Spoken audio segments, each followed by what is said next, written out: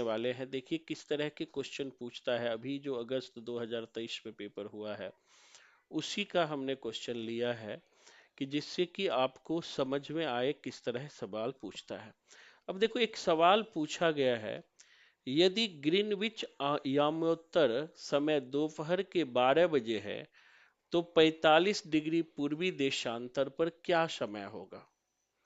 बड़ा मजेदार क्वेश्चन है कि अगर ग्रीनविच यामोत्तर समय दोपहर के 12 बजे है तो 45 डिग्री पूर्वी देशांतर पर क्या समय होगा।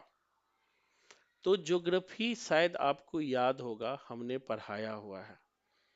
याद आ रहा है किसी को? ये क्वेश्चन आपको डीएसएसबी के कॉमन पेपर में भी पूछता है। इस क्वेश्चन को थोड़ा सा मैं आपको याद करने के लिए लिखाता था।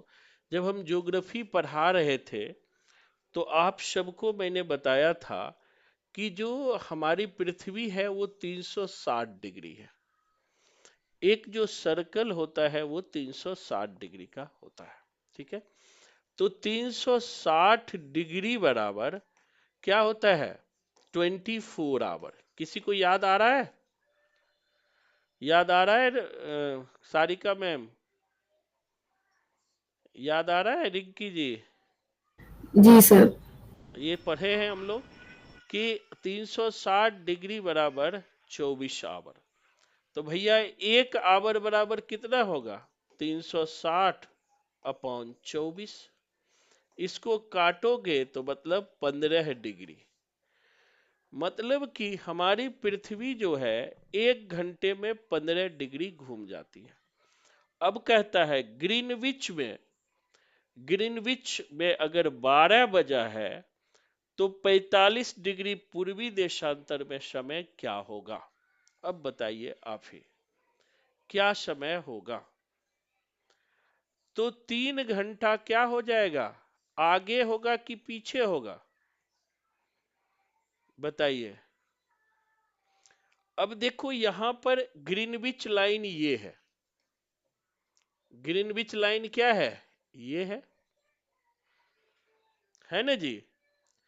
इसी को हम लोग जो 0 डिग्री यामोत्तर है, ग्रीनविच है, हमने पढ़ा था कि ये ब्रिटेन के लंदन से गुजरती है। ग्रीनविच लाइन ब्रिटेन के लंदन से गुजरती है। और जब हम पूर्व की ओर जाते हैं तो जैसे भारत यहां पर है, पूर्व में है भारत, है ना, पूर्वी देशांतर में भारत है। पूर्व की ओर जाते हैं तो टाइम में प्लस होता है कि नहीं होता है? बताओ, कोई तो जी बताओ सर। भैया। जी सर। और पश्चिम की ओर जाएंगे तो माइनस होगा। माइनस। ठीक है, तो कह क्या रहा है? पूर्वी देशांतर। अब यहां पर अगर 12 बजा है तो पूर्वी देशांतर मतलब इस ओर, ये पूर्वी देशांतर मान लिया कि 45 डिग्री पूर्वी देशांतर ये आया यहां पर। तो यहां पर टाइम क्या होगा? 3 घंटा 15 तिया 45, 1 डिग्री बराबर 15 घंटा, तो 45 डिग्री बराबर 3 घंटा। तो अब 3 घंटा प्लस होगा कि माइनस होगा? बताइए। प्लस। 3 घंटा प्लस होगा। प्लस होगा तो कितना बच जाएगा? आंसर क्या होगा? बी होगा सर। 3 बजे। समझ आया आंचल जी? ये क्वेश्चन डीएसएससी में भी पूछता है, तो ये मत समझना कि सीटेट का क्वेश्चन है हलवा वाला, सब में पूछ लेता है ये। समझ आया सबको? आगे बढ़े। अब आगे बढ़ते हैं। अब कहते हैं, ये भी क्वेश्चन हम पढ़े हुए हैं।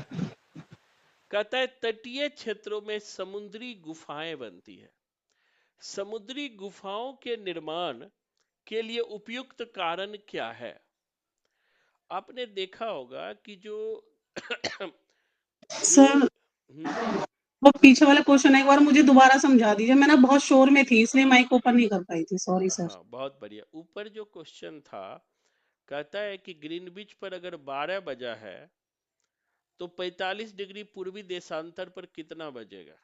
तो पूरब में जाते हैं तो समय में प्लस होता है, और पश्चिम में जाते हैं तो समय में माइनस होता है। ठीक है, एक सेकंड एक सेकंड एक सेकंड वेट करना। हेलो, हाँ गुरुजी, आपने तो 6,000 बोला, फिर बोले 7,300।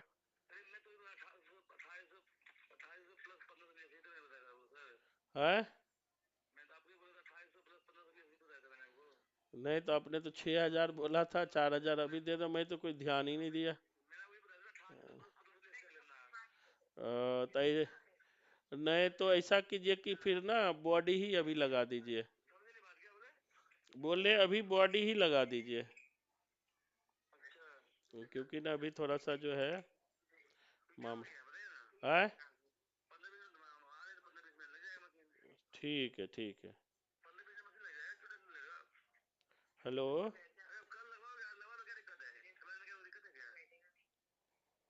कहीं और बात कर रहे क्या? हाँ, बोल रहे हैं कि ऐसा कीजिए, फिर थोड़ा महंगा लग रहा है ना।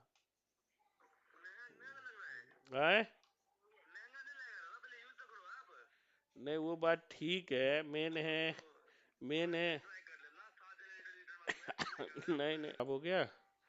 अब नया आरओ का 8,000 लग रहा है, मेरा दिमाग हो गया है खराब, क्या बताऊं। ये फैमिली वाला बनना ना सर दर्द का काम है भैया, बैचलर रहो सबसे बढ़िया है। कुछ न कुछ डेली लगते रहता है, सर दर्द करते रहता है ना। चलिए अब सर दर्द से निकलते हैं।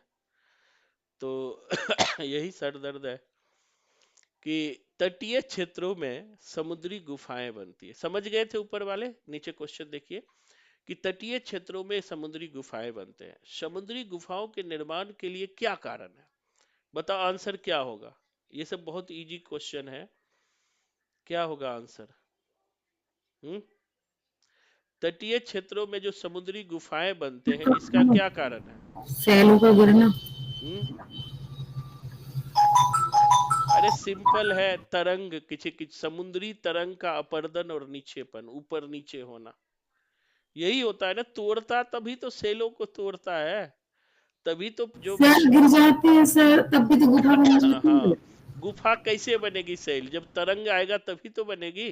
जी सर। तो पहले नजदीक कौन होगा? पहला ही तो होगा, तरंगों द्वारा अपर्दन। अपर्दन मतलब होता है तोड़ना, नीचेबन मतलब होता है दूसरे जगह एकत्रित कर देना। ज्योग्राफी में पढ़े हो ना, क्योंकि पहले तरंग होगा ना, कि तरंग जो है मतलब जो समुद्री तरंग है उसको बार बार मारता है शैल को, तो बार बार मारता है तो शैल क्या होता है, टूटते जाता है, अलग होते जाता है, और फिर धीरे धीरे वो गुफाओं का निर्माण कर देता है। क्या कर देता है? गुफाओं का निर्माण कर देता है, सिंपल है। अगला क्वेश्चन देखिएगा, बच्चे डीएसएसपी वाले आए नहीं, लेकिन है बहुत इंपॉर्टेंट क्वेश्चन ये सब। कहता है स्थान परिवर्तन से प्राकृतिक वनस्पति में भी परिवर्तन होता है। सदाबहार वृक्ष भूमध्य वर्ती प्रदेशों के समीप ही क्यों पाए जाते हैं? हमने बताया था कि सदाबहार वृक्ष वह वृक्ष होता है जिसमें खूब वर्षा होती है, और वर्षा सबसे ज्यादा कहाँ होता है? बताओ कोई, कहाँ होता है वर्षा सबसे ज्यादा? भूल गए होगे सब। हम्म मेघालय। हम्म मेघालय। नहीं, यहाँ यहाँ वर्षा है। अब यहाँ सब, अब मान लिया हमारी पृथ्वी है, पृथ्वी के किस भाग में सबसे ज्यादा वर्षा होगी?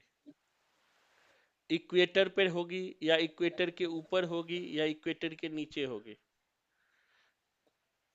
केरल में होती है खूब वर्षा। तो यहाँ केरल वाला क्वेश्चन, यहाँ पूरे पृथ्वी से क्वेश्चन है। तो आपने पढ़ा है कि इक्वेटर पर सबसे ज्यादा गर्मी पड़ता है, ठीक है, और सबसे ज्यादा गर्मी पड़ता है, उच्च तापमान पाया जाता है। तो जब उच्च तापमान पाया जाता है तो समुद्र का वाष्प भी ज्यादा होता है। तो जब उच्च तापमान होगा तो ज्यादा वर्षा होगा, और ज्यादा वर्षा होगा तो सदाबहार वन होगा। सदाबहार वन कौन होता है? ऐसा वन जो कभी पत्तियां नहीं गिराती है, वो सदाबहार वन पाया जाता है। जैसे अमेजन का जंगल, अमेजन के जंगल में सदाबहार वन पाया जाता है, क्योंकि अमेजन इक्वेटर के आसपास है। तो ठीक है, तो जो सदाबहार वन कहाँ पाया जाता है? जहां भारी वर्षा हो और तापमान भी ऊंचा हो। भारी वर्षा हो, तापमान भी ऊंचा हो। ज्योग्राफी बिल्कुल रिवीजन नहीं कर रहे हो, भूल गए हो सारे। ये सब टॉपिक बहुत डेप्थ में हमने पढ़ाया हुआ है ज्योग्राफी में। अब कहता है अक्षांश के बारे में निम्नलिखित कथनों पर विचार कीजिए। अब कहता है अक्षांश और देशांतर हमने पढ़ा है। अक्षांश और देशांतर में बहुत सारी चीजें हमने पढ़ा है। थोड़ा भी याद होगा तो सवाल बन जाएगा, नहीं तो फिर सवाल नहीं बनेगा। ये क्या हो गया? अब क्वेश्चन है कि उत्तरी ध्रुव, कहता है उत्तरी ध्रुव वृत्त विषुवत रेखा के 23.5 डिग्री उत्तर में है। सही है कि गलत है बताओ? उत्तरी ध्रुव विषुवत रेखा के 23.5 डिग्री उत्तर है, सही है कि गलत है?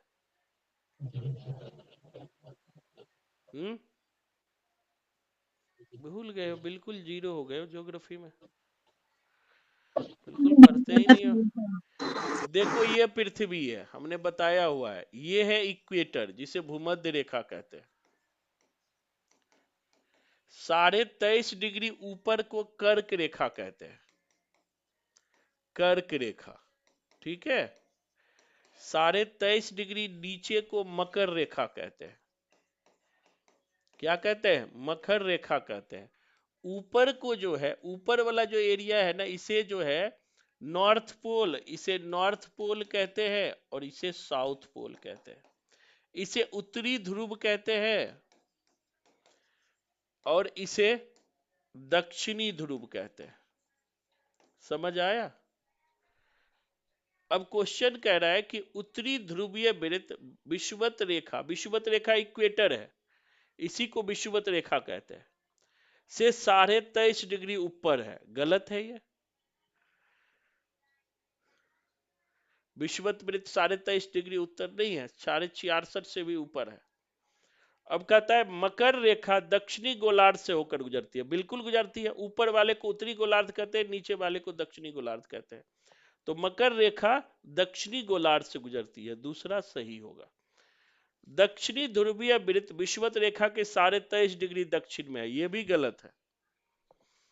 कर्क रेखा दक्षिणी गोलार्ध से गुजरती है, गलत है। कर्क रेखा उत्तरी गोलार्ध से गुजरती है। मम्मी नहीं आई है? उत्तरी गोलार्ध से होकर गुजरती है। मम्मी कहाँ है? समझ आया ये क्वेश्चन? जी सर।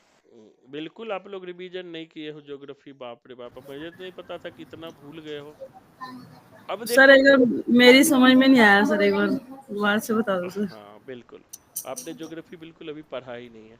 अब देखो मेरा हमारी पृथ्वी जो है ना, आंचल समझना, हमारा पृथ्वी गोल है, ये तो पता है, पता है ना? हाँ सर। ये जो बीच एक दूसरे को काटती है ना, बीचों बीच, इसे 0 डिग्री अक्षांश कहते हैं। ठीक है, इसे 0 डिग्री अक्षांश, इसी को विषुवत रेखा भी कहते हैं, इसी को विषुवत रेखा भी कहते हैं, और इसी लाइन को भूमध्य रेखा भी कहते हैं। भूमध्य यानी कि भूमि के मध्य की रेखा। और विषुवत रेखा इसलिए कहते हैं कि यहां सबसे ज्यादा गर्मी पाया जाता है, इक्वेटर पर सबसे ज्यादा गर्मी पाया जाता है। अब देखो, अब इक्वेटर से ऊपर वाले भाग को उत्तरी गोलार्ध कहते हैं। उत्तरी गोलार्ध, उत्तर में है तो उत्तरी गोलार्ध, और दक्षिणी भाग को दक्षिणी गोलार्ध कहते हैं। ये तो पता होगा कि ये एरिया जो होता है उत्तर पे, ये नॉर्थ पोल कहलाता है और ये साउथ पोल कहलाता है। उत्तरी ध्रुव और दक्षिणी ध्रुव। अब उत्तरी ध्रुव और दक्षिणी ध्रुव क्या होता है? 90 डिग्री होता है। एक सेकेंड, हेलो,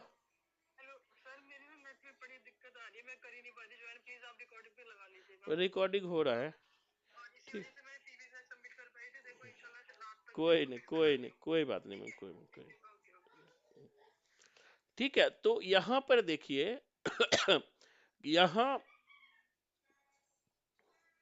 यहां ग्लोब, अब समझ आ रहा है आंचल जी? अब हाँ क्वेश्चन सर, क्या आ रहा था? है समझ में। अब क्वेश्चन क्या था कि क्वेश्चन ये था कि उत्तरी गोलार्ध जो है, उत्तरी ध्रुव जो है, अब देखो ये जो है ना, यहाँ ये लाइन को 23.5 डिग्री कहते हैं, मैप में देख लेना, 23.5 डिग्री उत्तरी गोलार्ध, ये कर्क रेखा है, ये क्या है, कर्क रेखा। और 23.5 डिग्री दक्षिणी गोलार्ध को मकर रेखा कहते हैं, मकर रेखा कहते हैं। अब यही क्वेश्चन पूछ लिया है। क्वेश्चन क्या पूछा है समझिएगा, ये सारे एग्जाम में क्वेश्चन ऐसे पूछता है, यूपी हायर में जाएंगे तो ऐसे ऐसे ही क्वेश्चन पूछता है। तो अब क्वेश्चन पूछता है कि पहला क्वेश्चन था मेरे सामने है कि उत्तरी गोलार्ध विषुवत वृत्त के 23.5 डिग्री उत्तर पे है। अब उत्तरी गोलार्ध भैया यहाँ है, 90 डिग्री पे है, ये 90 डिग्री ये पूरा होता है, मैथ में पढ़ोगे 90 डिग्री, तो यहां पर उत्तरी गोलार्ध है, मतलब 90 डिग्री है, 23.5 डिग्री नहीं है, तो पहला ऑप्शन गलत। दूसरा कहता है मकर रेखा दक्षिणी गोलार्ध से गुजरता है। अब ये देखो मकर रेखा, ये उत्तरी गोलार्ध है, ये दक्षिणी गोलार्ध से मकर रेखा गुजर रहा है, तो दूसरा हमारा सही हो गया। हाँ सर सही है। सही है। अब तीसरा कहता है दक्षिणी ध्रुवीय वृत्त 23.5 डिग्री दक्षिण है। अब दक्षिणी ध्रुव 23.5 डिग्री दक्षिण है, यहां पर है 90 डिग्री साउथ है, 23.5 डिग्री पर तो मकर रेखा है, ना कि दक्षिणी ध्रुव है, इसलिए यह भी गलत है। अंतिम पूछा था कर्क रेखा दक्षिणी गोलार्ध से गुजरती है, बिल्कुल गलत, कर्क रेखा उत्तरी गोलार्ध से गुजर रही है। समझ गए, सबको समझ आया अंचल जी? हाँ सर आ गया समझ में। इस तरह से जो है ज्योग्राफी, मैंने ज्योग्राफी इस बार बहुत डेप्थ में पढ़ाया है, लेकिन हमारे बच्चे रिवीजन नहीं करते, मैं तो बड़ा व्याकुल हो गया आज का क्वेश्चन देख करके। अब देखो फिर क्वेश्चन है, निम्नलिखित में से ग्लोब के बारे में सही क्या है? ग्लोब होता है ना जी, हमारे पास भी ग्लोब है, दिखा देता हूं, इसीलिए ग्लोब पढ़ाने के लिए ही लाया था। नहीं देखे होगे तो बच्चों का देखे होगे, ये ग्लोब है, देख रहे हो ना? हमारी पृथ्वी हाँ जो सर। है 23.5 डिग्री झुकी हुई है, देख रहे हो ना, पूरा खड़ा नहीं है, ऐसे ऐसे है, हमारी पृथ्वी 23.5 डिग्री झुकी हुई है। और ये बीच वाला जो है, ये जो बीच है ना, ये बीच जो देख रहे हो, ये बीच, यही इक्वेटर है, यही विषुवत रेखा है, जहां जहां से गुजरेगा विषुवत। इसके ऊपर वाले भाग को उत्तरी गोलार्ध कहते हैं, नीचे वाले भाग को दक्षिणी गोलार्ध कहते हैं, ठीक है। और इसे मानेंगे, और 0 डिग्री अक्षांश कहते हैं। अबे गधेरा, चल जा उधर देख, मां कहां चली गई तुम्हारी? अब कहता है ग्लोब पर अक्षांश और देशांतर खींचे गए हैं। अब पहला सही है कि गलत है कि ग्लोब पर अक्षांश और देशांतर खींचे गए हैं? पहला बताओ सही है कि गलत है? लगाऊं? और ग्लोब पर अक्षांश और देशांतर खींचे गए हैं। यहां बैठ जा बेटा, बैठ जा, जाओ मोबाइल ले जाओ, जाओ ले मोबाइल। हाँ दे रहा हूं, ले जाओ, ले जाओ, रुको रुको रुको रुको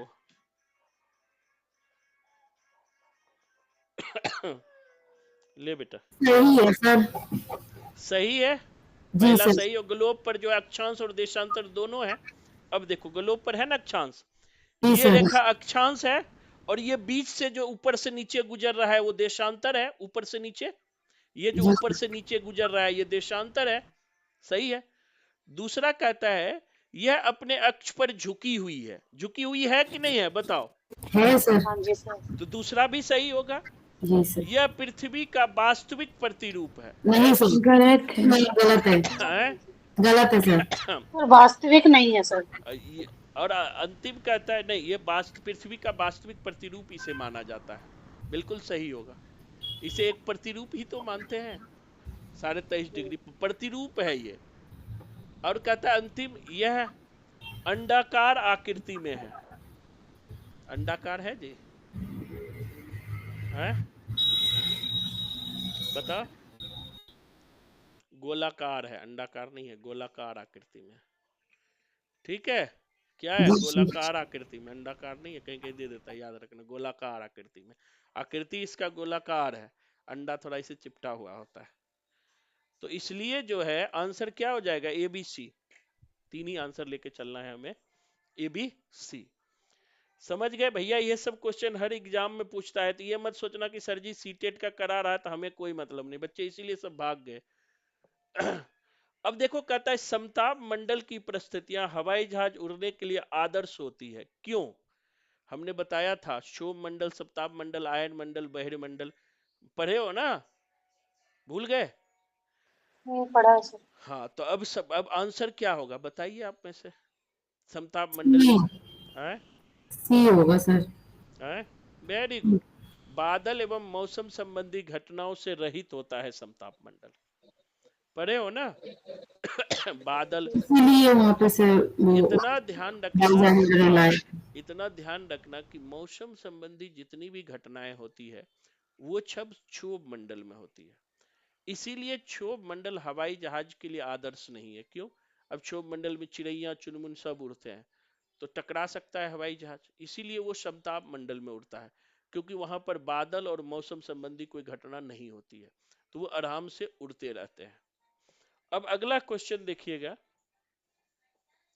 कहता है मिलाने के लिए ओजोन परत कहाँ पाया जाता है बताओ, ऐसे ही ताप मंडल में। समताप मंडल में। एक का तीसरा, देखो एक से ही आंसर बन जाएगा, ठीक है। मौसम संबंधी घटनाएं क्षोभ मंडल में। मंडल में। सी का पहला ऐसे ही मिला दो। रेडियो संप्रेषण वायुमंडल में, जिसे आयन मंडल कहते हैं। और पतली वायु कहाँ होती है? बहिर्मंडल में। मंडल में। जब बहिर्मंडल जाओ तो वायु बिल्कुल कम हो जाता है, पतला हो जाता है, बन गया। तो देखो, ज्योग्राफी समझने का यही फायदा है, एक बार अंडरस्टैंडिंग डेवलप हो जाएगा ना, तो ज्योग्राफी में किसी भी तरह के सवाल आएंगे आपसे बनेगा। इसीलिए इतने मेहनत से ज्योग्राफी मैंने करवाया था कि जो है दिक्कत ना हो, चाहे अभी हिस्ट्री पढ़ रहे हैं तो उनको भी अच्छे से पढ़ रहे हैं कि क्वेश्चन हमसे बन जाए। फिर क्वेश्चन कहता है गल्फ स्ट्रीम गर्म जलधारा है, क्योंकि ये गल्फ स्ट्रीम कहाँ चलती है? धारा ध्रुवों से भूमध्य की ओर, भूमि के नीचे से गर्म होती है, गर्म पानी के झरनों द्वारा गर्म होती है, भूमध्य रेखा के निकट उत्पन्न होती है। कौन होगा? भूमध्य रेखा के निकट उत्पन्न होती है। बिल्कुल। क्यों? अरे मेरा बाप, ये जो है ना, इसकी माँ पता नहीं कहाँ चली गई, मेरे को दिमाग खराब कर रहा है। ले, चल क्यों नहीं रहा बे? ले, भूमध्य रेखा में तापमान ज्यादा रहता है सर, इसलिए। हाँ। अब देखो क्या है कि, अब देखो समझ लो, गल्फ स्ट्रीम मतलब गर्म जलधारा। अब देखो ये इक्वेटर, मेरी बात समझना, ये इक्वेटर है, यहाँ गर्मी ज्यादा पड़ेगी, तो यहाँ के आसपास के जो समुद्र है वो ज्यादा गर्म होगा, तो गर्म होके हवा ऊपर जाएगा, जाएगा ना जी? जी गर्म सर। होके हवा ऊपर जाएगा। जी तो सर। तो गल्फ स्ट्रीम गर्म जलधारा कहाँ उत्पन्न होगा? इक्वेटर के आसपास होगा, भूमध्य रेखा के आसपास, कि गर्मी ज्यादा जहां पड़ेगी वही होगा। तो आंसर हमारा क्या हो जाएगा? डी।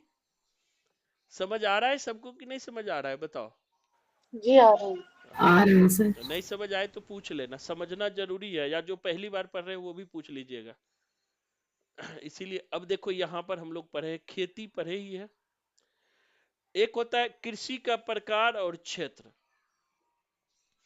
अब देखो भैया रे, कृषि के प्रकार और क्षेत्र पढ़ना है, मिलाओ। स्थानांतरीय खेती किसमें आएगा? हैं? हैं? स्थानांतरित खेती कहाँ होता है पहले ये बताओ? झूम खेती कहाँ होता है? स्थानांतरित खेती को ही झूम खेती कहते हैं। ऐसे ही बताओ कहाँ होता है झूम खेती? एक से ही आंसर मिल जाएगा। कनिका जी बताओ, झूम खेती कहाँ होती है? थोड़ा एंजॉय करो क्वेश्चन। झारखंड में। झारखंड कहाँ होती है? समतल मैदान में, पहाड़ में, वन में? है? सर पहाड़ में। पहाड़ी क्षेत्रों के जो वन है ना, उन्हें काट काट के स्थानांतरीय खेती किसे कहते हैं? झूम खेती। जैसे पहाड़ के कुछ एरिया को हमने काटा, फिर उसे साफ किया, खेती किया, अगले बार और जगह में खेती किया, उसे स्थानांतरीय खेती कहते हैं। वो स्थानांतरीय खेती जो है वन में होता है, सघन वन वाले क्षेत्रों में। ठीक है, काट काट के एक का तीसरा हो जाएगा, आंसर बन गया, एक से ही हमारा आंसर हो जाएगा। अब देखो कहता है वाणिज्यिक कृषि। अब बताओ वाणिज्यिक खेती जो है शीतोष्ण घास के मैदान में होंगे। शीतोष्ण जहां ना गर्मी पड़े ना ठंडी पड़े उसे शीतोष्ण कहते हैं। शीतोष्ण कटिबंध कहते हैं जहां ना ज्यादा गर्मी पड़ती है ना ज्यादा ठंडी पड़ती है। तो वही तो भैया पड़ता है वाणिज्यिक खेती किसी होगी। सामान्य जनसंख्या वाले क्षेत्र में हो जाएगी। हाँ बिल्कुल। और गहन खेती हो जाएगा सघन जनसंख्या वाले क्षेत्र में। ज्यादा कहाँ होता है, सघन खेती होता है सघन जनसंख्या वाले क्षेत्र में। इसका ये हो जाएगा। और चलवासी, अर्धशुष्क और अर्धशुष्क मौसम में चलवासी पशुचारण होता है। जैसे देखो ठंडा के महीना में शुष्क हो जाता है, नॉर्थ में चले जाओ, कश्मीर में चले जाओ, तो वहां क्या होता है, चलवासी कृषि होता है। भेड़ के लोग के कुछ यहाँ चलाने के लिए चले गए, कभी वहां चले गए, कभी वहीं चले गए। ठीक है, इसे चलवासी कहते हैं। अब नेक्स्ट क्वेश्चन पढ़ते हैं। कहता है निम्नलिखित में ऊर्जा संसाधनों पर असत्य कथन कौन है। अब ऊर्जा के संसाधन कौन नहीं है, असत्य कथन। इसमें असत्य कौन है, चारों में से बताओ, गलत कौन है। मुझे सर पहला वाला गलत लग रहा है सर। बायोगैस ग्रीन हाउस प्रभाव का कारण होती है, नहीं सर नहीं, ये बायोगैस गलत नहीं है। होती है जी, है? होती है, ग्रीन हाउस गैस इफेक्ट पैदा करता है बायोगैस। ज्यादा ज्वारीय ऊर्जा नहीं होगी सर। बायोगैस नहीं करता है जी। आप जो गोबर के उपले जलाते हो, गोबर के उपले से बायोगैस बनता है, जी सर। तो गोबर के उपले नुकसान नहीं होता है, बहुत नुकसान होता है ना। तो ग्रीन हाउस गैस तो पढ़े हो, इन्वायरमेंट में फर्स्ट पेपर में भी पढ़े हो। तो यहाँ कह रहा है गलत खोजिए, गलत कौन है। ठीक है, यहाँ गलत खोज रहा है। तो पहला तो होता है, तो ये तो सही होगा, मैं गलत। सौर ऊर्जा नवीकरणीय ऊर्जा है, बिल्कुल सही है। ज्वारीय रिन्यूएबल ऊर्जा नहीं है सर। रिन्यूएबल पवन ऊर्जा प्रदूषण मुक्त होता है, बिल्कुल सही है। रिन्यूएबल एनर्जी प्रदूषण मुक्त होता है, परे ही हो, है ना। अब कहता है ज्वारीय ऊर्जा समाप्य होती है, नहीं, ज्वारीय ऊर्जा समाप्त होगी जी। ज्वार भाटा तो आते रहता है, तो आते रहता सर। समुद्र में आते रहता है, तो कहता है ये समाप्य है, तो इसलिए ये गलत हो जाएगा।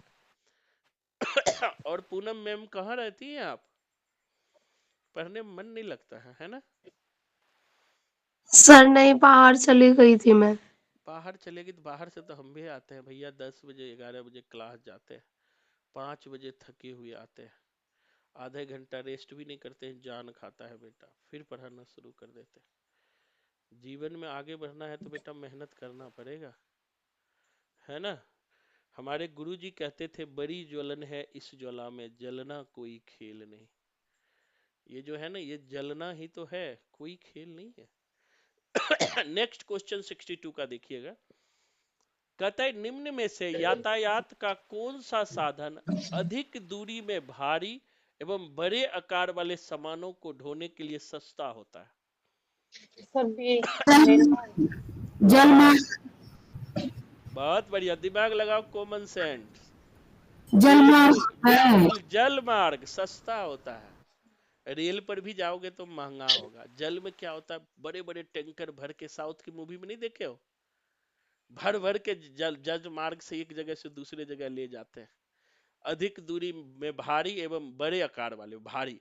अब रेल में भारी नहीं ले जा सकते हो, टैंकर नहीं ले जा सकते हो बड़े बड़े, तो जल मार्ग होगा, कॉमन सेंस, जल मार्ग। वायुयान से भी नहीं ले जा सकते। बिल्कुल, वायुयान से तो ले ही नहीं जा सकते, 25 किलो ज्यादा लोगे पैसा लेगा। हवाई जहाज पे चढ़े ही होगे, देखो जी एक को केजी ज्यादा हुआ ले लिया। हम नहीं है कि सर जी 2 दिन बाद भी लेंगे, कोई बात नहीं, उसका उसमें लिमिट होता है सर, कितना ले जा सकते हो। बस। अब आगे बढ़ते हैं, देखो। कहता है अपने पर्यावरण को बचाने के लिए जिस प्रकार के संसाधनों का हमें अधिक उपयोग करना चाहिए वो क्या है। किस प्रकार के संसाधन का प्रयोग करना चाहिए पर्यावरण को बचाने के लिए। नदी सब कट गई। कॉमन सेंस लगाओ पूनम, कौन होगा आंसर चारों में।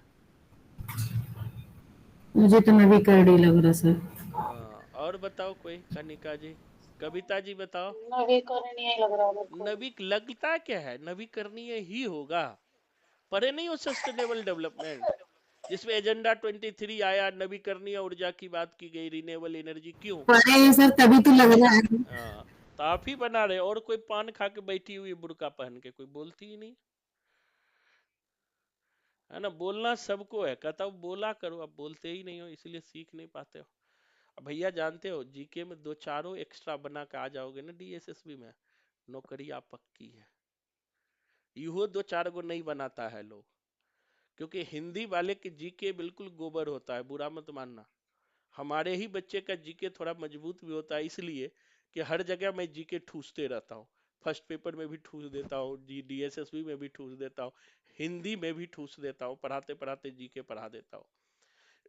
नहीं तो जीके बिल्कुल जीरो होता है, तो ये सीखना बहुत जरूरी है। नेक्स्ट क्वेश्चन है, देखो टीचिंग एप्टीट्यूड का है। कहता है एक कक्षा गतिविधि के समय शिक्षक ने विद्यार्थियों से आदिवासियों जैसी दिखने वाली गुड़िया का चयन करने के लिए कहा। अधिकांश विद्यार्थियों ने रंग बिरंगे कपड़े पहनी हुई, सिर पर मुकुट लगाए और नृत्य मुद्रा वाली गुड़िया उठा ली। यह व्यवहार क्या दिखाता है? बताओ। यह सर बड़ी बात अधिकांश विद्यार्थियों ने रंग बिरंगे कपड़े पहने हुए, सिर पर मुकुट लगाए हुए, नृत्य मुद्रा वाली गुड़िया उठाई। यह क्या दिखाता है? भेदभाव को, रूढ़िवाद को, प्रगतिशीलता को, या पूर्वाग्रह को? क्या होगा, दिमाग लगाइए। रूढ़िवाद होगा ना, रूढ़िवाद। क्योंकि देखो यहाँ पूर्वाग्रह, इसलिए पूर्वाग्रह क्या होता है कि पहले से कुछ चीज सोच के रखे हो। रूढ़िवाद क्या होता है कि हम कोई चीज को अंतर करते हैं, कि जैसे कि मतलब कि कोई ज्यादा सूट पहन के आया तो उसको ज्यादा वैल्यू दिए, और जो चप्पल पहन के आया उसे कोई वैल्यू नहीं दिए, है ना। जैसे मैंने एक सर उदाहरण सर जैसे कि हम किसी इंसान के बारे में अच्छे से जानते नहीं है और उसके बारे में पहले अपने मन में कोई सोच बना बैठा ली लेते, हमने। तो वो पूर्वाग्रह होता है। ठीक है, पहले से मेरे बारे में सोच लिया। जैसे कि एक हिस्ट्री की लड़की आई थी, बड़ी अमीर बाप की बेटी थी, मैं बता रहा हूँ। हम तो सिंपल चले जाते हैं पढ़ाने के लिए, किसी किसी दिन मन होता है तो ऐसे भी स्कूटी लिए चल दिए। मुझे देख करके ही वो नहीं पढ़ी, मुझसे भाग गई। ठीक है, थोड़ा देर बात की, फिर बोली सर आती हूँ। फिर मैंने मैसेज भी किया, क्या हुआ, फिर बात ही नहीं की। तो जिस स्टूडेंट ने मेरा नंबर दिया था उनको, वो मेरी स्टूडेंट थी, बोली कि सर के तुम चेहरे पे चले गए, कपड़ों पर चले गए, ज्ञान पे जाते ना तो फिर तुम अभी तक मतलब घूम नहीं रहे होते गोल गोल। वो जनवरी में मेरे पास आई थी, इस बार भी मतलब कि ऐसे घूम रही है सब जगह। तो वो टाई और रेबन के चश्मे वाले टीचर के पास जाती है पढ़ने के लिए, है ना। तो तो वही बात है। तो ये रूढ़िवाद को इंगित करता है। आगे बढ़ते हैं। अब देखो यहां पर कहता है किसी के प्रति पूर्वाग्रही होने का क्या अर्थ है। अब किसी के प्रति पूर्वाग्रही होते हैं तो उसका क्या अर्थ है? सर उन्हें नकारात्मक रूप से देखना। Very good. देखो पूनम कितने दिन बाद बोली, बहुत बढ़िया बेटा। हम क्या होता है पूर्वाग्रही हो जाते हैं, एक निगेटिव सेंटेंस आ जाते हैं। अब मान लिया किसी को, किसी लड़की के साथ घूमते लड़कों को देख लो, तो गांव में, शहर में तो ज्यादा फर्क नहीं पड़ेगा, गांव में तुरंत नकारात्मक रूप आ जाएगा। बिल्कुल पढ़ने वाला नहीं है, फलना की बेटी तो एकदम पूरा बहस गई है, कुछ नहीं करेगी जीवन में। तो एक निगेटिव थॉट आ जाता है, पूर्वाग्रह हम धारण कर लेते हैं। या किसी को कभी गुटखा खाते देख लो, या किसी का सिगरेट पीते देख लो, तो एक पूर्वाग्रह धारण कर लेता है। आगे बढ़े। समझ आ रहा है भैया? 90 क्वेश्चन ही बनाना है, टेंशन नहीं लेना है। अरे हाँ, ये क्रम पूछ रहा है। अब पूर्वाग्रह में क्या क्या आएगा, ये क्रम पूछ रहा है, ठीक है। क्रम तो सर देखो। उसमें ऊपर वाले में सारी ही नेगेटिव चीजें दी हुई हैं, तो कुछ शायद ए बी नकारात्मक, सी डी सारे होंगे। सर बी उसे नहीं बी नहीं होगा, उसे नहीं बी उत्तम नहीं होगा, श्रेष्ठ, बी नहीं होगा, दोनों श्रेष्ठ भिन्न एवं मानना। कदर समूह के विरुद्ध। हाँ, इसमें जो है ए ए सी डी सी डी। होगा। Sir ACD। ए सी डी पहला ही होगा, ठीक है। अब नेक्स्ट है पॉलिटी का क्वेश्चन है, बड़ा मजेदार क्वेश्चन है, बनाइए। थोड़ा बड़ा कर सर देता ये हूँ। थोड़े से बड़े नहीं हो सकते क्वेश्चन? हाँ सर। अरे लो ना, तो चिंता करते हो कविता, बताओ। कविता को तो गुस्सा बहुत आता है, कविता नाम की लड़की को, इसीलिए उनका हर चिंता को मैं पहले समाधान करके रखता हूँ, है ना। तो अब देखिए क्वेश्चन पढ़िए और बनाइए 66 का क्या होगा। कहता है संघीय व्यवस्था भारत में सांस्कृतिक विविधताओं की आवश्यकता तथा मांगों का पालन करती है। सही है। बिल्कुल सही है। बिल्कुल जो सही है सर। संघ है मतलब कि संघ में हम सबको शामिल करते हैं, हर राज्य को, उनकी संस्कृति को। जैसे हमारे मोदी जी हैं, तो आपने देखा होगा जब वो हिमाचल जाते हैं तो हिमाचली टोपी पहन लेते हैं, कश्मीर जाते हैं तो कश्मीरी टोपी पहन लेते हैं, नॉर्थ ईस्ट जाते हैं तो नॉर्थ ईस्ट की। क्यों? क्योंकि वो पंथ प्रधान है, प्रधानमंत्री है, पूरे देश के है, वो संघीय व्यवस्था के मालिक है। तो मतलब संघीय व्यवस्था भारत में सांस्कृतिक व्यवस्थाओं का पालन करती है। दूसरा कहते हैं देश में अभिशासन के बहुलित चरण स्थापित करती है। यह इस देश में अभिशासन के बहुल चरण स्थापित करते, बिल्कुल सही है कि देश में शासन के बहुत से चरण स्थापित करती सर अभी शासन है। अभिशासन मतलब वह शासन, मतलब शासन के बहुत सारे चरण वर्णित करती है, जहां पर जैसे आदिवासियों के लिए शासन का अलग व्यवस्था होता है, SC ST के लिए अलग होता है, नॉर्थ ईस्ट के लिए अलग होता है, किसी अब पहाड़ों पर चलो जाओगे तो उसके लिए अलग होगा। तो जो संघीय व्यवस्था होता है उनके शासन की प्रकृति अलग होता है, बहुलित चरण होता है, यानी बहुत सारे चरण होता है। डी आंसर होना चाहिए इसका। देखो क्या है, हाँ डी ही है। आगे बढ़ते हैं। अब देखो यहाँ पर क्वेश्चन है, निम्नलिखित घटनाओं को अनुसूचित जाति और जनजाति अधिनियम 1989 के उल्लंघन के रूप में मानी गई है। कौन से हैं जो SC ST के उल्लंघन के रूप में मानी गई है? 3 है इसमें, बताइए। ये तो है। पहला कहता है कि ऊंची जाति के लोगों द्वारा अनुसूचित जाति के लोगों के विरुद्ध हिंसा, होगा ही, उल्लंघन माना गया है, ठीक है। दूसरा कहता है अनुसूचित जाति समुदाय के सदस्य को आपत्तिजनक खाने के लिए बाध्य करना, ये भी होगा। भी आधा होगा सर, घंटा पहले टाइम पे करते थे ऐसा। गैर आदिवासी लकड़ी व्यापारियों को जनजातीय भूमि के दोहन की अनुमति देना, ये भी होगा, क्योंकि उनके जनजातीय क्षेत्र में उनकी भूमि पर कब्जा कर लेता है। भी है सर। अनुसूचित जाति समुदाय के सदस्य से विवाह करना, ये नहीं होगा। सर ये तो नहीं, ये नहीं होगा। विवाह तो अपने किसी समुदाय पसंद में से ऊंची होता है, जाति के हो नहीं सकते हैं। हाँ है ना। विवाह तो होता है भैया कि पसंद आ गया, जिसको जो पसंद आया उससे ब्याह कर लो, ब्याह करने में स्वतंत्र हो। लेकिन सर अब तो हर जाति में हो रहा है। क्या वो चीज? हमारी पर्सनल चॉइस है। तो ये उल्लंघन नहीं कर रहा है ना। अच्छा। शादी ब्याह तो पर्सनल चॉइस है, ये उल्लंघन नहीं कर रहा। अगर आप किसी SC या ST में कर ले या जनरल से कर ले तो ये कॉन्स्टिट्यूशनल रूल है, ये आपकी चॉइस है। 18 साल के हैं आप कभी भी शादी कर सकते हैं, कोई मना ही नहीं है किसी से भी, हमारी सर अब मर्जी। 21 साल नहीं हो गया शादी के लिए भी? लड़कों का 21 साल है, हाँ। लड़कियों का अभी भी मौज है ना। 18 साल में ब्याह कर लो जल्दी जल्दी। अब रखू कहाँ मैं चाय। ठीक है, आगे बढ़े। आगे क्वेश्चन बढ़ते हैं, देखिएगा।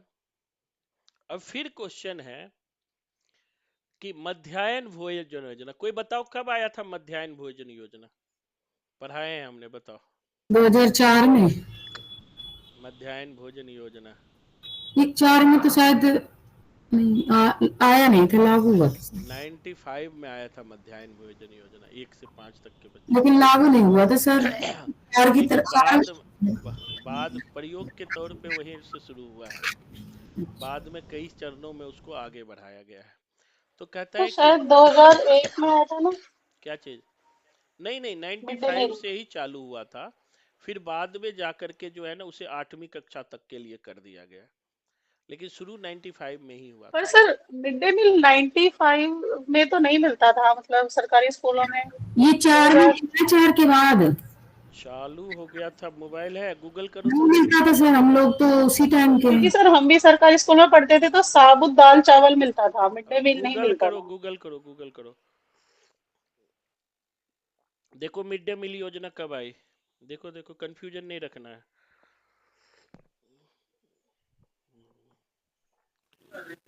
1995 में है। 1995 में है, इसीलिए कहा गूगल करो, आने से तुरंत मिलने नहीं लग जाता है, उसमें हाँ समय जी सर, लगता है। 27 मार्च 1995 है। हाँ, तो मुझे ये याद था, इसीलिए तो मैंने कहा गूगल करो, मानोगे नहीं आप।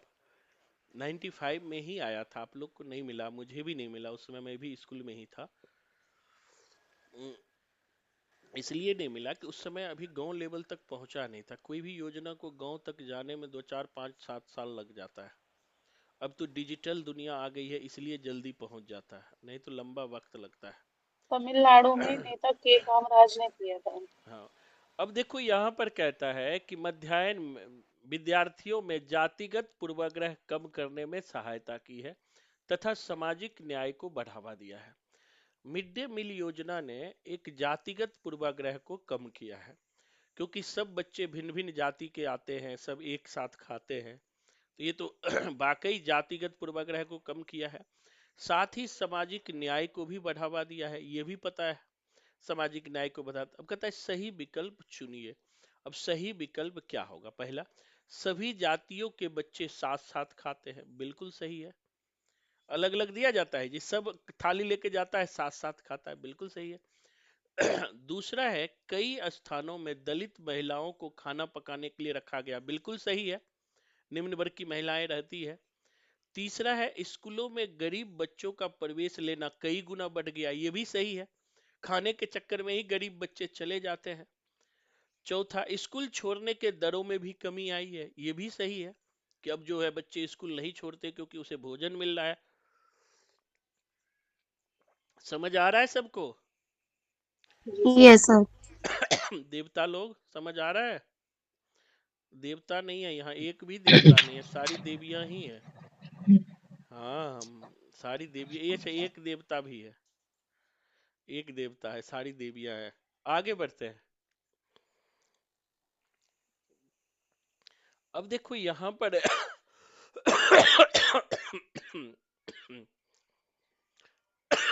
सॉरी, क्वेश्चन है, देखो एग्जाम में क्वेश्चन बनाओगे ना तो बड़े शांत मन से बनाना, हड़बड़ाना नहीं। सीटेट पास करना कोई बड़ी चीज नहीं है, आराम से 100 क्वेश्चन सही कर लोगे। सिर्फ 10 ईयर बना के चले जाओगे, वो भी समझ के। 10 ईयर लिए होगे, रट्टा मत मारना, उनको समझ समझ के बनाना, जैसे हमने बनाया है, पढ़ाया है। अब कहता है, निम्नलिखित में से कौन से प्रावधान भारतीय न्याय व्यवस्था की स्वतंत्रता सुनिश्चित करती है? कौन कौन प्रावधान है जो भारतीय न्याय व्यवस्था की स्वतंत्रता सुनिश्चित करती है? अब देखो, न्यायाधीशों की नियुक्ति प्रक्रिया में विधायिका शामिल नहीं होती, सही है कि गलत है? सही है। सही है, विधायिका सही है, शामिल नहीं सही है। होती है, जज अपने में से दूसरा, न्यायाधीशों का कार्यकाल निश्चित होता है, ये भी सही है।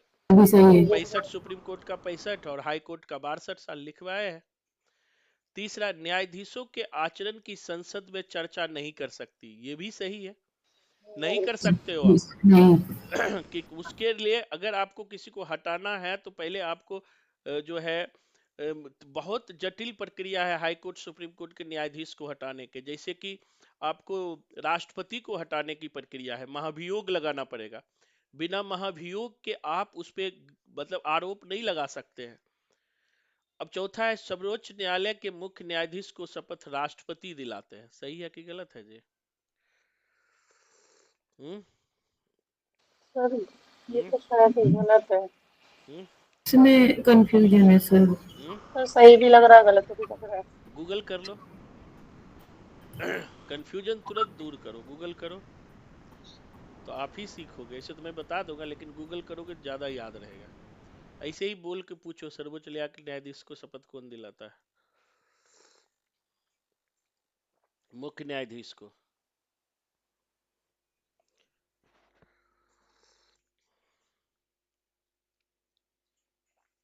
कर लिया?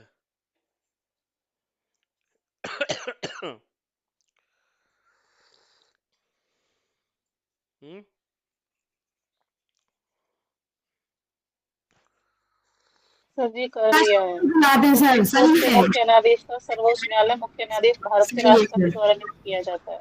नियुक्त किया जाता है, शपथ कौन दिलाता है ये तो देखो। राष्ट्रपति दिलाते हैं सर। है राष्ट्रपति दिलाते होंगे सर, नियुक्त होगा। राष्ट्रपति दिलाते हैं सर। बिल्कुल सही है, ठीक है। सर इसमें लिखा है राष्ट्रपति या राष्ट्रपति द्वारा मनोनीत कोई व्यक्ति। हाँ, तो अगर राष्ट्रपति नहीं रहेगा तब मनोनीत कोई व्यक्ति दिलाएगा। अब राष्ट्रपति सर कंफ्यूजन हो रहा था सर, मनोनीत या राष्ट्रपति दिलाते हैं इसी में। हाँ, तो जो है ना, कोई दिक्कत नहीं, आगे बढ़ते हैं। अब कहता है ऑफिस जाने वाली महिला जिसे वेतन एवं सम्मान मिलता है द्वारा निष्पादित ऑफिस संबंधी काम की तुलना में घरेलू महिला द्वारा निष्पादित काम अनदेखा तथा अदत्त जाता है।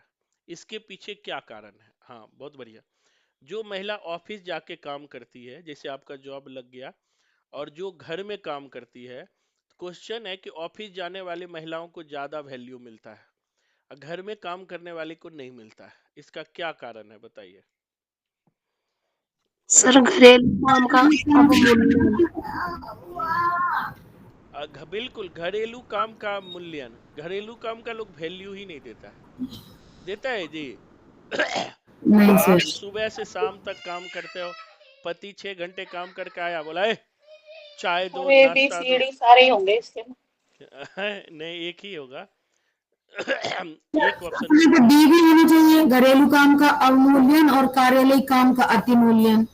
हाँ, तो लेकिन यहाँ कहता है ना कि इसके पीछे क्या कारण है, तो क्योंकि कह रहा है ना कि यहाँ डी इसलिए होगा कि कहता है कि घरेलू महिला को क्यों नहीं वैल्यू दिया जाता है, ये पूछा है ना, कि इसका घरेलू महिला। अवमूल्यन भी किया जाता है। हाँ सर। हाँ, तो यहाँ क्वेश्चन घरेलू पूछा है काम का कोई मूल्य नहीं माना हाँ, जाता तो है। अब मूल्यन उसका कोई मूल्य ही नहीं मानता है, कितना भी काम करो, सुबह से शाम तक करते रहो, कोई मूल्य नहीं देता है। करती हो क्या, यही कहा जाएगा। करती हो क्या? तो आप भी तो बोलते हो पति को, तुमने मेरे लिए किए क्या हो? आप भी तो कम ना हो, मेरे को सब पता है। सर वो रिप्लाई में जाता है, पहले से नहीं कहते हाँ, हो। मैं जानता बहुत हूँ, शरीफ है मेरे वो। आसपास सब बेचारे थक के आते हैं, जब लड़ा कर तुमने मेरे लिए किए क्या हो, आज तक एक गहना नहीं दिया। तो ये रिप्लाई में जाता है, जैसे तो कहते तो हो, आप लोग कहते हो, है सर ना? गहने के लिए कभी नहीं बोला मैंने, है? गहने के लिए कभी लड़ाई नहीं की। नहीं तो लड़ाई तो किए हो किसी न किसी चीज के लिए, वो तो मुझे पता है भैया, एक्सपीरियंस तो हो ही गया, 10 साल से आप लोग के बीच ही रह रहा हूं मैं भी, है ना? अब देखो नेक्स्ट क्वेश्चन है। अब ये क्वेश्चन बताइए, पॉलिटी क्या है?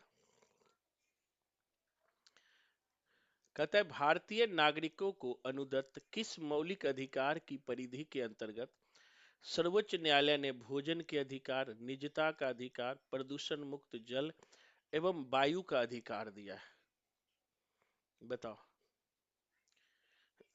निजता का अधिकार किस आर्टिकल के तहत है? निजता का अधिकार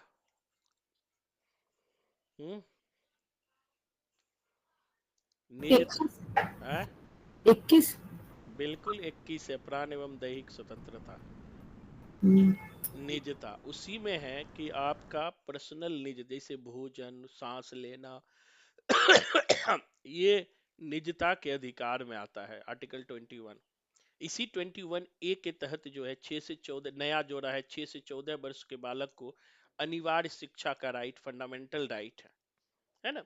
जैसे आपकी निजता का अधिकार, आप घर में कुछ भी देख रहे हो, कुछ भी कर रहे हो, तो ये आपका पर्सनल राइट है। अब ऐसे नहीं कहेगा कि आप क्यों देख रहे थे, क्यों कर रहे थे, तो ये आर्टिकल 21 फंडामेंटल राइट है। समझ आया? समझ आ रहा है कनिका जी? आप नहीं कुछ बोलते हो, बताओ। है, बोला करो। मुझे पता है लड़कियां बोलती नहीं है, बिल्कुल भी नहीं बोलती है, बहुत कम बोलती है, धीरे बोलती। कल चुटकुला सुनाया था ना, बिल्कुल नहीं बोलती है, बिल्कुल नहीं बोलती है ना? आप लोग नहीं बोलते। और पढ़ो, थोड़ा बड़ा करूंगा तो नीचे वाला ऑप्शन दब जाएगा, ऐसे ही बोलना कि कौन सा सही होगा। भारतीय धर्मनिरपेक्षता अमेरिकी धर्मनिरपेक्षता से भिन्न है, दोनों के बीच भेदों का क्या कारण है? दोनों के बीच भेदों का क्या कारण है? पहला, अमेरिका में राज्य और धर्म में कोई भी एक दूसरे के मामलों में हस्तक्षेप नहीं कर सकता है। बिल्कुल सही है। बिल्कुल सही है। अमेरिका में राज्य और धर्म हस्तक्षेप नहीं करता है। करता है जी? नहीं करता है। दूसरा कहता है कि भारतीय संविधान में अल्पसंख्यकों के अधिकारों की सुरक्षा का प्रावधान है। बिल्कुल सही है। नहीं सर, नहीं।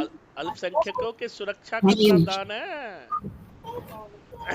बिल्कुल सही है। अलग अल्पसंख्यकों से को नहीं किया है। हुआ है, अलग से इनका।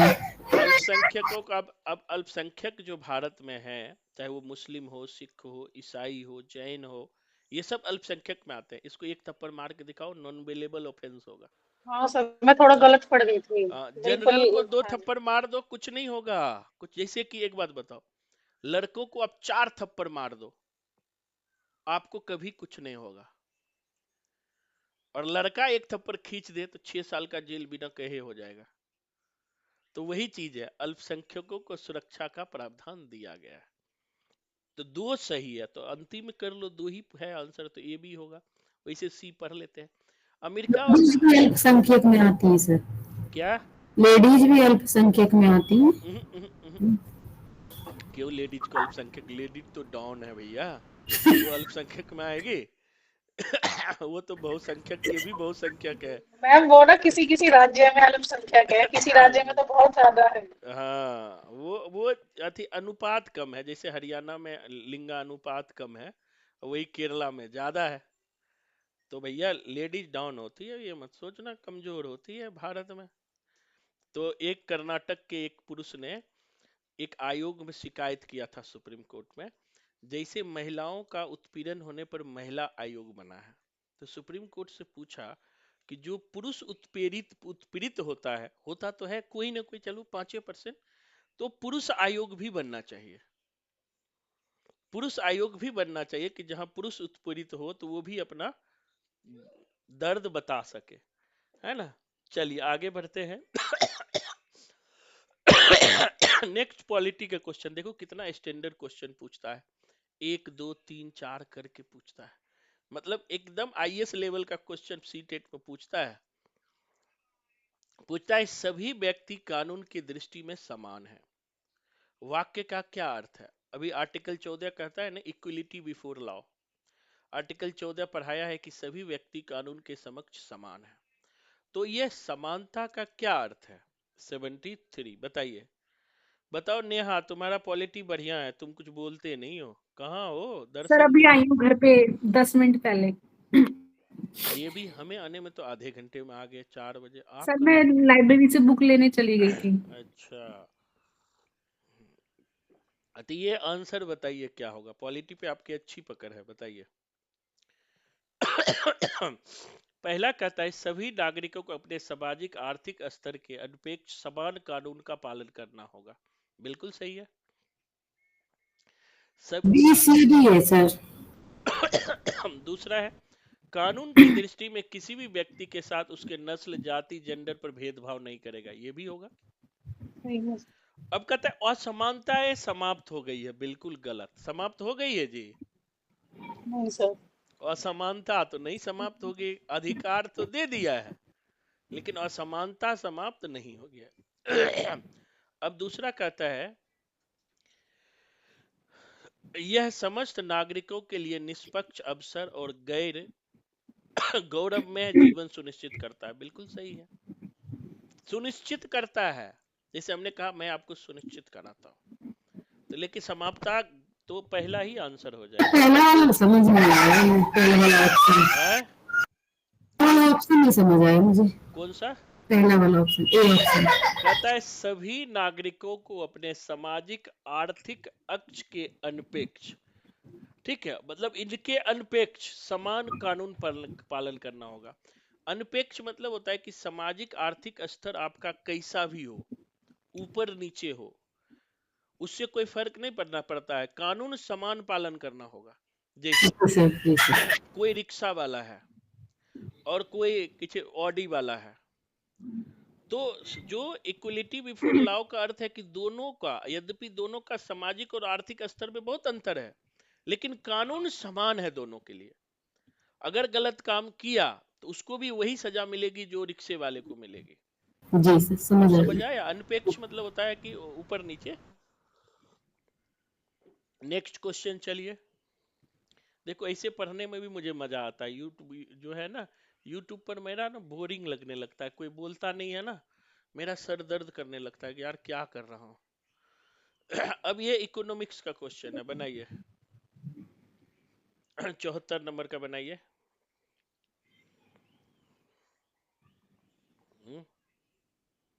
74 का कहता है कि काम और रोजगार के प्रकार। राजमिस्त्री। स्वरोजगार हो जाएगा सर। सर सब रोजगार हो गए थे नहीं सर, दिहाड़ी मजदूर। मिला कौन कौन है ये बताना है, सही विकल्प कौन है। अच्छा, सही विकल्प आपको चुनना है। ऐसे राजमिस्त्री देहाती दिहाड़ी मजदूर होता है, बिल्कुल सही है।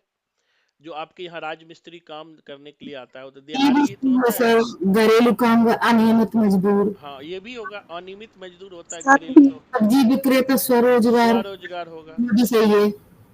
दुकान में सुपरवाइजर व्यवसायी, ये गलत हाँ, होगा। गलत है सर। ये गलत होगा, दुकान में सुपरवाइजर नहीं होता है। हाँ सुपरवाइजर नहीं होता है। दूसरी बात है कि अगर आप सुपरवाइजर हो भी तो आप व्यवसायी नहीं होते हो, आप नौकरी कर रहे होते हो, हाँ जी सर। है ना। अब जैसे कि आप मान लिया कि आप बैंक में मैनेजर हो, तो आप व्यवसायी थोड़े हो, आप तो नौकरी कर रहे हो ना। जी सर। मेरी बात समझ रहे हैं? तो आंसर क्या हो जाएगा? बी। आंसर क्या हो जाएगा? तो एग्जाम में ऐसे ही दिमाग लगा लगा बनाना है, ठीक है, गलत नहीं करना है। नेक्स्ट क्वेश्चन है, देखो। कहता है कि ग्रामीण क्षेत्रों से शहरी क्षेत्रों में बढ़ते परिवर्तन के परिणाम स्वरूप शहरों में औद्योगिक स्थलों के निकट स्लम क्षेत्रों में वृद्धि हो गई है। इसका क्या कारण है? क्वेश्चन समझ आया?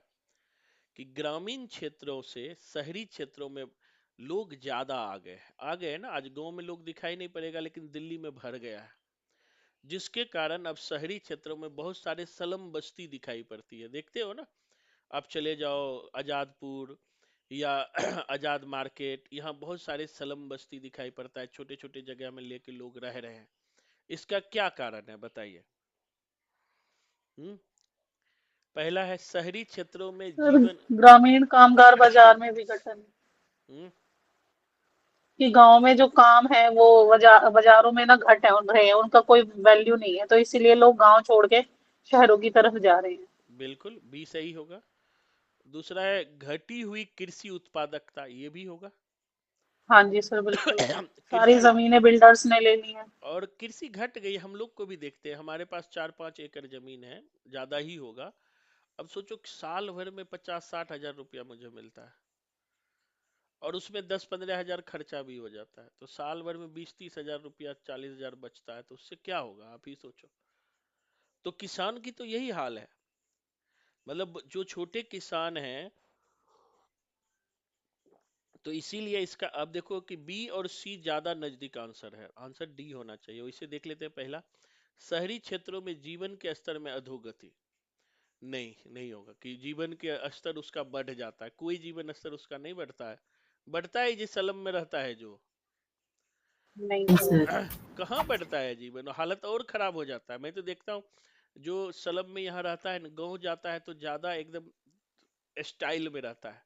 यहाँ तो रोड पर सोता है, गाँव जाता है तो एक फिलिप्स का रेडियो रख लेगा, इसे पान चबाएगा और कोठारी का बनियान पहनेगा। कोठारी का बनियान समझते होगे, गाँव वाले पहनते हैं। और एक नया लुंगी पहनेगा एकदम 500-600 वाला, और ऐसे घूमेगा कि जैसे गोबर घूमता था ना गोदान में, पढ़े हो ना, वैसे ही। यस सर, है, पड़ा है गोदान। पढ़े हो ना, तो समझ रहे होगे पूनम। आगे बढ़ते हैं। तो नेक्स्ट बी और सी, बी सी होगा ना इसका, आंसर बी बी सी वाला। हो जाएगा, हाँ। अब क्वेश्चन कहता है निम्नलिखित में से किन सेवाओं को सार्वजनिक सेवाओं में सम्मिलित किया जाता है। बताओ, ये नहीं बताऊंगा, पढ़ाए हुए हैं, सार्वजनिक सेवा में इकोनॉमिक्स खूब पढ़ा है। सार्वजनिक सेवा में कौन कौन शामिल हो किया जाता है? भी किया जाता है। हम्म? सी होगा। पुलिस, अरे पुलिस सेवा है, नौकरी सार्वजनिक सेवा होता है। न्यायिक सेवा, ये भी सार्वजनिक सेवा होता है। शैक्षणिक, पढ़ाई कर रहे हो, ये भी सार्वजनिक सेवा है। ठीक है। निर्माण सेवाएं जो है सार्वजनिक नहीं होता। जो कोई चीज बना रहे हो वो सेकेंडरी होता है, लिखा है ना विनिर्माण। प्राइमरी सेक्टर जो होता है वो एग्रीकल्चर होता है, पढ़ाए है, भूल गए? प्राइमरी सेक्टर एग्रीकल्चर है, सेकेंडरी सेक्टर उसी एग्रीकल्चर का विनिर्माण है। और सर्विस सेक्टर है जिसे सार्वजनिक सेवा कहते हैं, उसके बाद सारा सार्वजनिक सेवा है, जैसे कि पुलिस सेवा, शैक्षिक सेवा, न्यायिक सेवा, नौकरी, आप जो पढ़ाई कर रहे हो, ये सब सार्वजनिक सेक्टर का पार्ट है। आप जो पढ़ाई कर रहे हो तो सार्वजनिक सेक्टर की तो पढ़ाई कर रहे हो। नेट का एग्जाम दोगे, सीटेट का एग्जाम दोगे, ये क्या है? सार्वजनिक सेक्टर ही तो है, जी सरकारी सर। है ना। जी आगे बढ़े, चलो ये पूरा आज खत्म करेंगे, 10 क्वेश्चन और है। हाँ, अब देखो इल्बर्ट व्हील पढ़ा है, बताओ इल्बर्ट व्हील क्या है? हिस्ट्री में अभी पढ़ाए हैं, एनसीईआरटी पढ़ाए हैं कि नहीं पढ़ाए हैं, बताओ। इल्बर्ट व्हील किसने लाया था, बताओ? किस गवर्नर जनरल ने लाया था इल्बर्ट व्हील? लॉर्ड रिपन ने। हम्म, गलत है सर। बिल्कुल सही है। नेहा पढ़ने में बहुत तेज है, इसीलिए इसको डांटता हूँ, इसका दिमाग बहुत भागता है। देखो 1883 ईस्वी में लॉर्ड रिपन के बिल लागू करने का विरोध क्यों हुआ? ऐसे ही बताओ, विरोध क्यों हुआ? इल्बर्ट बिल का विरोध क्यों हुआ था?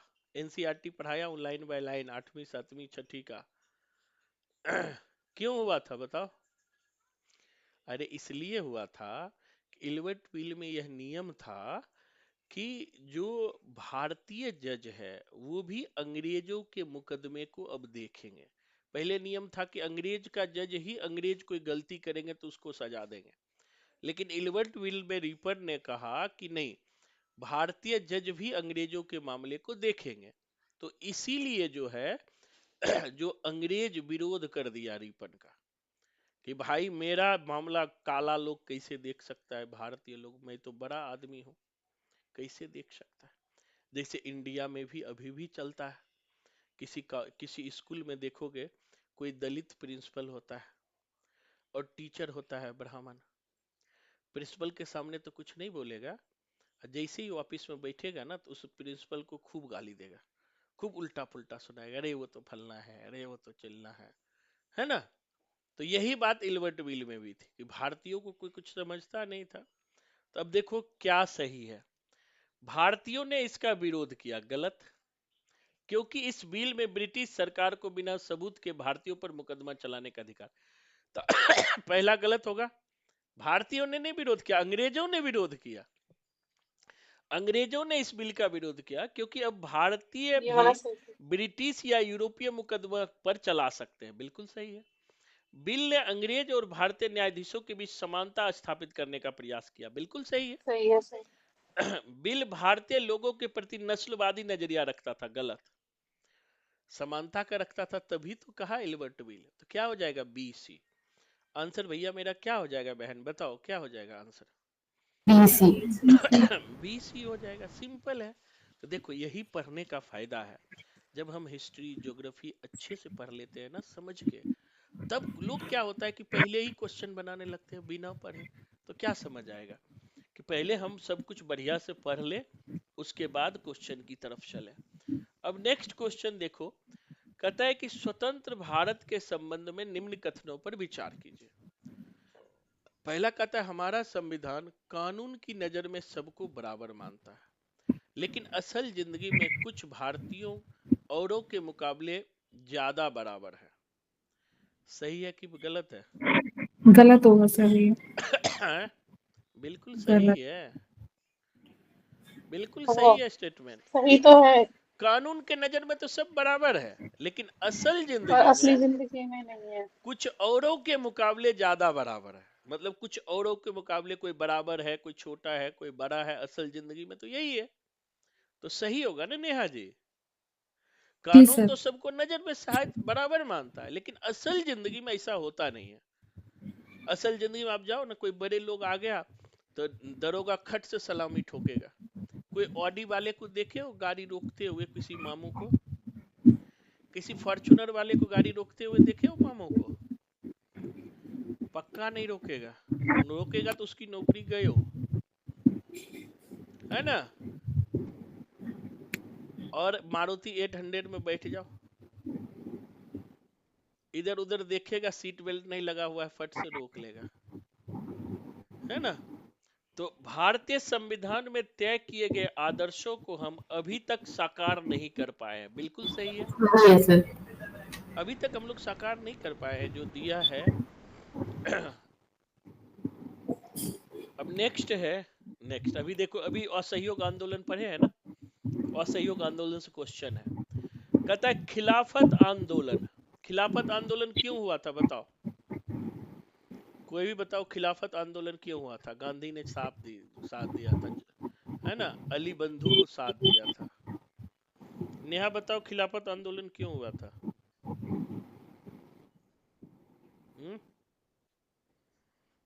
भूल गए क्यों हुआ था खिलाफत आंदोलन?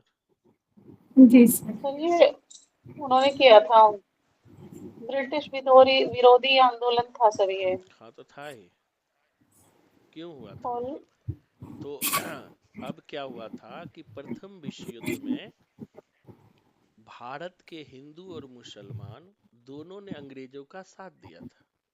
जब 18 में प्रथम विश्व युद्ध खत्म हुआ तो तुर्की का जो खलीफा था ना, तुर्की के खलीफा के प्रति भारतीय मुसलमानों का एक आदर्शवादी रवैया था, आज भी है। कल हिस्ट्री पढ़ा रहा था तो मैंने बताया कि जो इल्तुतमिश था वो कि क्या कहते, बगदाद के खलीफा से प्रशस्ति पत्र लिया था।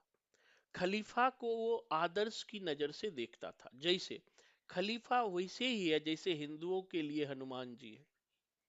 हनुमान जी भी मैसेंजर ऑफ गॉड है, राम के भक्त है, भगवान के भक्त हैं। वैसे भी 4 खलीफा हुए, अमर अबू बकर, उमर, उस्मान और अली, जिसे मैसेंजर ऑफ गॉड कहते हैं। अब मैसेंजर ऑफ गॉड है इस्लाम में, तो इस्लाम लोग उनके प्रति आदर रखेंगे कि नहीं रखेंगे जी? रखेंगे। अब अंग्रेजों ने क्या किया कि पहले तो कहा कि हम संधि नहीं ला देंगे, और बाद में जो है संधि ला दिया। अब बाद में संधि ला देगा तो खेल तो शुरू होगा। तो अब क्या था, खिलाफत। 1920 में अंग्रेजों ने तुर्की के सुल्तान खलीफा पर सख्त संधि थोप दी, बिल्कुल सही है।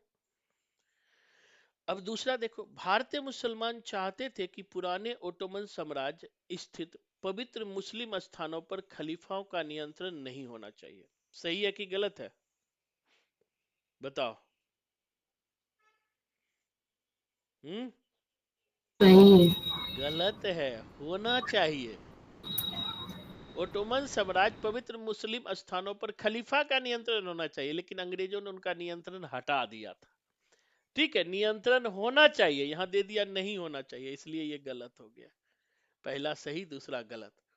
जो ओटोमन साम्राज्य था तो पवित्र मुस्लिम स्तर पर तो खलीफा का ही नियंत्रण होना चाहिए, जो पर सर मैसेंजर ऑफ जैसे गॉड। कि कल आप बता रहे थे तो उनका तो जो वो मतलब उनका मोटिव था कि जो खलीफा का पद था उसे स्थापित करना था, और जो वहां के उनके धर्म के क्षेत्र थे और वहां पे जो उनके हिंदुओं के प्रति बंद लगे हुए थे उनको हटाना था सर। किसका? वो तो इल्तुतमिश का अलग व्यवस्था था। इसका जो था कि मतलब कि खलीफा को ये मान चाहते थे भारतीय मुसलमान। अच्छा मोबाइल लेगा लो। पवित्र स्थानों पर जो है उसका नियंत्रण रहे, क्योंकि खलीफा मैसेंजर ऑफ गॉड माने जाते थे ना, तो इसलिए। ले क्या हो गया, चल नहीं रहा? तू बंद कर दिया है क्या जी? लगता है तुमने नेट बंद कर रखा है, तो कहाँ चलेगा बेटा? अब फिर छूता है, चल फुट। ले, नेट खत्म हो गया लगता है। नेट चल क्यों नहीं रहा है?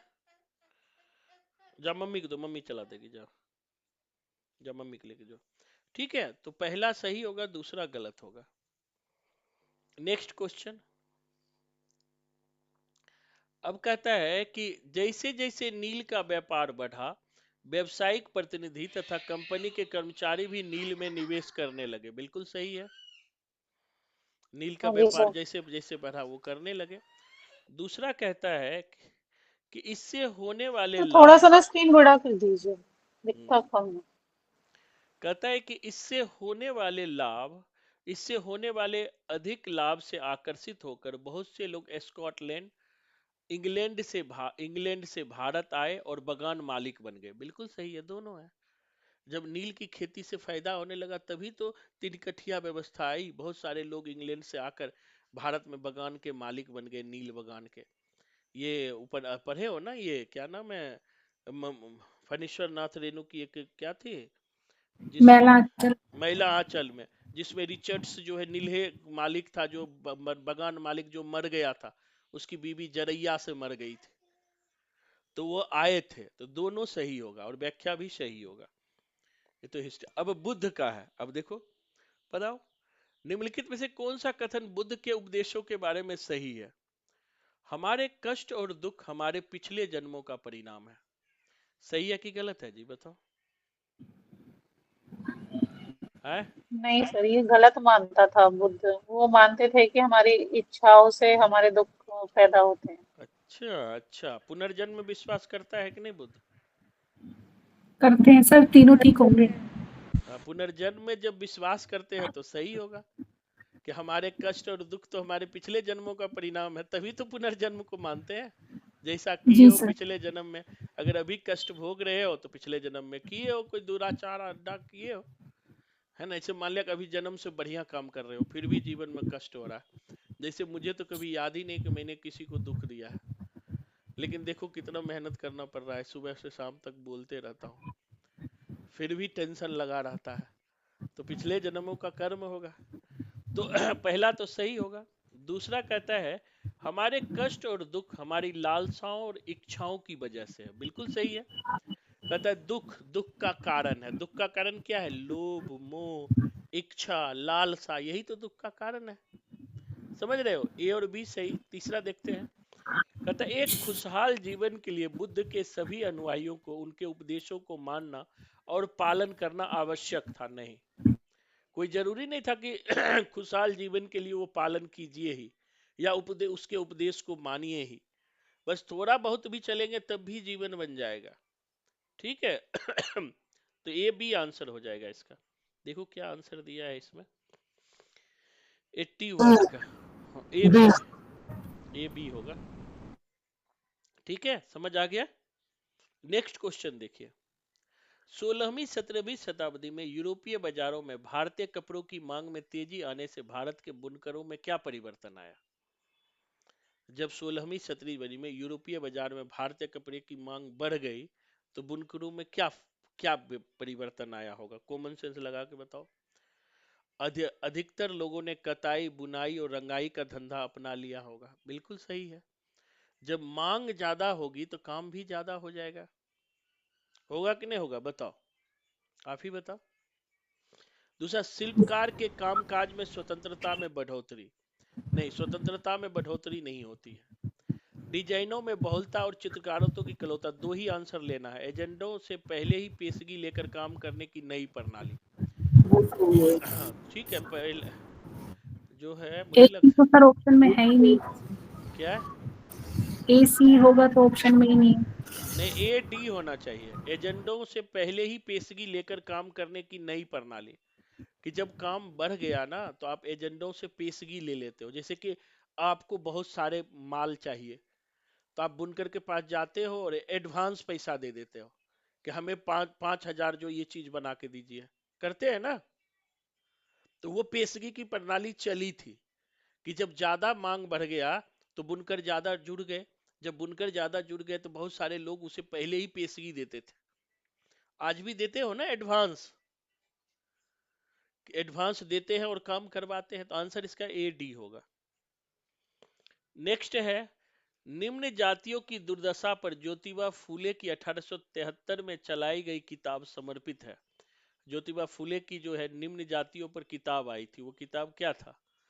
भारत के उपनिवेश विरोधी आंदोलनों के राष्ट्रवादियों को नहीं, भक्ति के गायकों को नहीं, अमेरिकी गृह युद्ध में दास प्रथा के विरोध में, या ब्रह्म समाज सुधारकों को। क्या होगा? सर सी है? तो आई थी सर, इसमें उन्होंने सी तो है सर इसका। हाँ, गृह युद्ध पर तो था ये। हाँ सर, दास प्रथा के ऊपर भी उनकी किताब थी। हाँ, दास प्रथा पर था। अमेरिकी गृह युद्ध में दास प्रथा का विरोध करने वाले। सी ही होगा आंसर। इसमें है ऑप्शन वाला एक ऐसे ही है, दास प्रथा पर थी। हाँ, तो सी ही आंसर होगा इसका। दास प्रथा पर ही थी क्योंकि जो ज्योतिबा फूले थी निम्न वर्ग के लिए बहुत सारे काम किया। सर गुलामगिरी है किताब का नाम। हाँ, गुलामगिरी भी है, और गुलामगिरी में वो दास प्रथा की खूब चर्चा की है। गुलामगिरी याद रखिएगा। नेक्स्ट क्वेश्चन है, अब आता है नेक्स्ट सारे मॉडर्न हिस्ट्री का क्वेश्चन है। कहते हैं कि 19वीं सदी के दूसरे अर्ध तक गैर ब्राह्मण जातियों के भीतर से भी लोग जातीय भेदभाव के खिलाफ आवाज उठाने लगे और सामाजिक समानता और न्याय की मांग करते हुए आंदोलन की शुरुआत हुई। बिल्कुल सही है, 19वीं शताब्दी के दूसरे अर्ध तक, मतलब 1840-50 के आसपास जो है गैर ब्राह्मण जातियों के भीतर भी भेदभाव के खिलाफ आवाज उठने लगे थे। सही होगा कि नहीं होगा जी? हम्म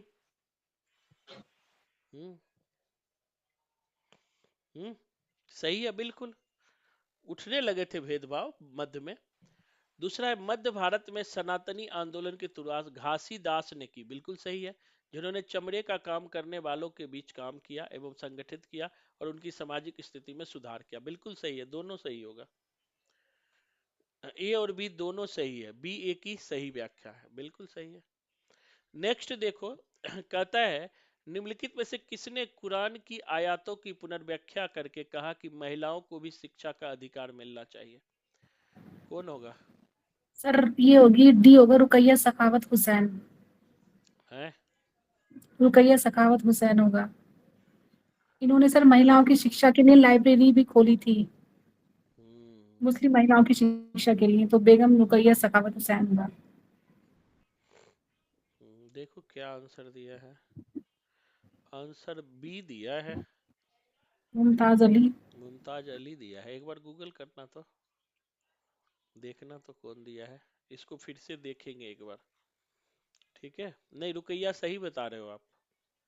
सर यही होगा क्योंकि इन्होंने सर लाइब्रेरी भी खोली थी मुस्लिम महिलाओं की शिक्षा के लिए। बहुत सारे काम किया है रुकैया सखावत हुसैन ने ना, बहुत सारे काम किया है। एक बार देखना गूगल पे तो क्या कुछ अलग है। मध्यकाल में जनजातीय समूहों के बारे में बहुत कम जानकारी मिलती है, क्यों? मध्यकाल में जनजातीय समूह के बारे में बहुत कम जानकारी मिलती है, क्यों? वे लिखित दस्तावेज नहीं रखते थे, इसलिए उनके बारे में कम जानकारी। बिल्कुल सही है, पहला ही है। यही होगा सर इसका। कि वो आज भी जो है ना जनजातीय लोग जो बड़ी समस्या में आ गए थे, जब असम में जो है ना कहा था कि रजिस्टर बनाएंगे मोदी जी, उसे क्या बोलते हैं कि जो भारतीय लोग हैं वो अपना मतलब प्रमाण दे, क्योंकि अधिकतर जनजातीय लोग कोई प्रमाण ही नहीं रखते हैं, इसलिए बाद में वहां रोकना पड़ा ये चीज को, कि बहुत सारे लोग को कोई प्रमाण ही नहीं है। जैसे कि बहुत सारे कैब लोग सर जो आया था सिटीजनशिप अमेंडमेंट बिल। हाँ सिटीजन याद है, कैब। हाँ सिटीजन अमेंडमेंट कैब जो है, तो जो कैब जो है सिटीजनशिप अमेंडमेंट बिल जो है, उसमें ये कहा था कि जो है कि आप किसी जो 75 से पहले जो भारत में रह रहे हैं या 60 से पहले जो भारत में रह रहे हैं वही भारतीय होंगे, नहीं तो बाहर से लाना पड़ेगा। अब समस्या क्या हुई कि वहां के बहुत सारे जनजातीय उनके पास कुछ है ही नहीं, जबकि वो है भारतीय, तो फिर साबित कैसे करें? तो बहुत सारे विरोध हुआ, बहुत आंदोलन हुआ, विरोध हुआ, फिर जाके इस सिटीजन कैब को रोकना पड़ा। अब नेक्स्ट है, खुदा की रचना के खाते में उसका ब्यौरा चूंकि मर्दों की सूची में नहीं आता, बताओ ऐसे ही, इसलिए इतनी शानदार खूबियों से भी उसे आखिरकार हासिल क्या हुआ? एक 13वीं सदी के लिए किसके लिए कहा गया? सर ये दिद्दा हो सकता है, मेरे ख्याल से दिद्दा होगा सर ये। एनसीईआरटी रजिया। रजिया। रजिया। 13वीं सदी में रजिया हुई है, दिद्दा उससे पहले हुई है, रुक्मा देवी। रजिया यहाँ पुरुषों का वेश कह रहा है ना, यहाँ देखो ना, कह रहा है कि मर्दों की तो सूची सर में नहीं पुरुषों के आता। वेश में तो यही थी, दिद्दा का जिक्र हुआ है जो पुरुषों के वेश में रहती थी। नहीं नहीं नहीं नहीं, रजिया रजिया रजिया सुल्तान, ठीक है, रजिया सुल्तान, रजिया तो बहुत बाद की है, कल ही तो हमने पढ़ा है रजिया सुल्तान के बारे में, कि जो पुरुषों के भेष में, इसीलिए तो कहता है कि खुदा की रचना, खुदा, अब देखो यहाँ खुदा लगा हुआ है, तो अब खुदा से भी समझ जाओ कि दिद्दा जो थी हिंदू महिला थी। मेरी बात यहाँ समझ रहे हो? जी सर। दिद्दा हिंदू थी, दिद्या, रुक्मा देवी, ये भी बहुत फेमस है, गौतमी, ये सब जो हिंदू महिला थी, लेकिन फिर हिंदू महिला के लिए खुदा की रचना के खाते में नहीं लिखता। मेरी बात समझ रहे हो? तो फिर वो रजिए के लिए होगा। उसका ब्यौरा चूंकि मर्दों की सूची में नहीं आता, इसलिए इतनी शानदार खूबियों से भी उसे आखिर क्या हासिल हुआ, मर ही गई। 13वीं सदी की रजिया ही है और कोई नहीं है। अब है 12वीं सदी में प्रयुक्त प्रौद्योगिकी के संबंध में कौन सा कथन सही है। 12वीं सदी के मेहराओं का निर्माण अधिरचना के भार को स्थानांतरित करने के लिए किया जाता था। मेहराव जो होता था ना, ऐसे ऊपर जो बनता था मेहराव, ऐसे जो मस्जिद उस्जिद होता है ना आज भी देखोगे तो उसमें मेहराव बनाया जाता था, है ना? दोनों सही है सर। बिल्कुल सही है। दूसरा है कि मेहराव का मध्य भाग आधारशिला कहलाता है। मेहर नहीं, आधारशिला नहीं कहलाता है। मेहराव का जो बीच का भाग जो होता है, सब मेहराव का जो होता है ना साइड वाले भाग, उसका आधारशिला होता है, बीच वाला नहीं होता है। ऐसे होता है मेहराव, देख रहे हो? ऐसे देखे हो ना, जो ऐसे या गोल होता है, देखे हो? जी सर, लेकिन हाँ, बीच का क्यों नहीं कहलाता सर? मध्य नहीं, का ही तो। मध्य का भाग आधार से, उसका आधार नहीं है ना। आधार होता है जिसपे पूरा टिका हो, मध्य भाग तो उसका खाली होता है। जी सर, जी सर। समझ आया? मध्य भाग तो खाली है, तो आधार क्या है? जिसपे टिका हो पूरी भाग, खंबे हो। लेकिन वो तो साइड में है, साइड से पकड़े हुए, बीच तो खाली है। ठीक है, तो इसलिए जो है ए आंसर हो जाएगा। अब देखो भैया, बताना, ये पढ़ा है, निम्नलिखित में कौन से पुरापाषाण स्थल में चूना पत्थर से बने औजार मिले हैं? कहाँ चूना पत्थर से नहीं,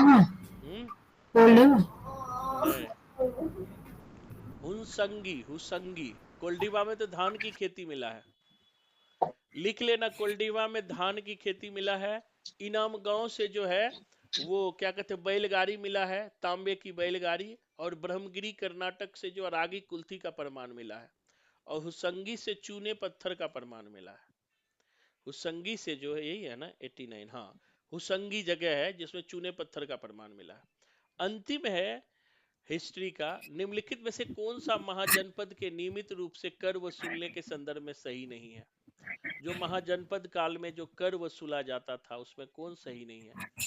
तो ज्यादातर फसलों पर उपज का आधा हिस्सा लिया जाता था, यही सही नहीं है। कभी भी आधा हिस्सा लिया ही नहीं गया है। 1/4 होता था या कम होता था। आधा हिस्सा तो याद रखना, पहली बार जो है अलाउद्दीन खिलजी ने लिया, आधा, पूरी उपज का आधा ले लेता था। और फिर मोहम्मद बिन तुगलक ने दुआब में आधा कर दिया था, जिस कारण उसका प्रयोग फल हुआ। नहीं तो अधिकतर कर का हिस्सा जो है 1/5, 1/4, अधिकतर ज्यादा हुआ तो 1/3 आया, आधा किसी के काल में नहीं हुआ। इसीलिए मैंने देखते ही बता दिया गलत होगा सी, आधा हिस्सा नहीं था महाजनपद काल में। ठीक है, तो ये हो गया हमारा पूरा। अभी जो हमने 50 क्वेश्चन पढ़ा है 60 क्वेश्चन के करीब कल से, ये हम लोग पढ़े थे। 60 क्वेश्चन पूछता है एसएसटी से। तो अब बताओ 60 में 50 बना सकते हो कि नहीं बना सकते हो? आराम से बना सकते हो। अगर जिस तरह से हमने एसएसटी पढ़ा है और अंडरस्टैंडिंग डेवलप हुई है, तो 60 में 50 इधर बना लो। और हिंदी जो बहुत इजी है, 30 क्वेश्चन, 25 उधर बना लो, 75 हो गया। उसके बाद तुक्का मार के आ जाओ, 100 प्लस हो जाएगा। आंख बंद करके मार के आ जाना, पास कर जाओगे। पास करना बड़ी बात नहीं है, सब पास किए हो सीटेट। और जो दे रहे हो बस है कि अंडरस्टैंडिंग रखो, या जो नोट्स आपको हमने लिखवाया है हिस्ट्री का, ज्योग्राफी का, पॉल साइंस का, इकोनॉमिक्स का, 4-5 बार उसे रिवीजन कर लेना, या बनाते हुए भी एक बार नोट्स पलट के देख लेना। ठीक है, तो आज हम लोग यहीं रखेंगे। और कल जो है चाइल्ड साइकोलॉजी पढ़ेंगे। चाइल्ड साइकोलॉजी और हिंदी। हिंदी तो बहुत इजी पूछता है, उसमें तो कुछ होता ही नहीं है, हिंदी में कोई दम नहीं होता है। तब भी एक बार हिंदी के भी क्वेश्चन देख लेंगे। ठीक है, सर मेरी आवाज आ रही? हाँ बोलिए। सर मैं कह रही हूँ कि कल निबंध का टेस्ट होगा। कल निबंध का कैसे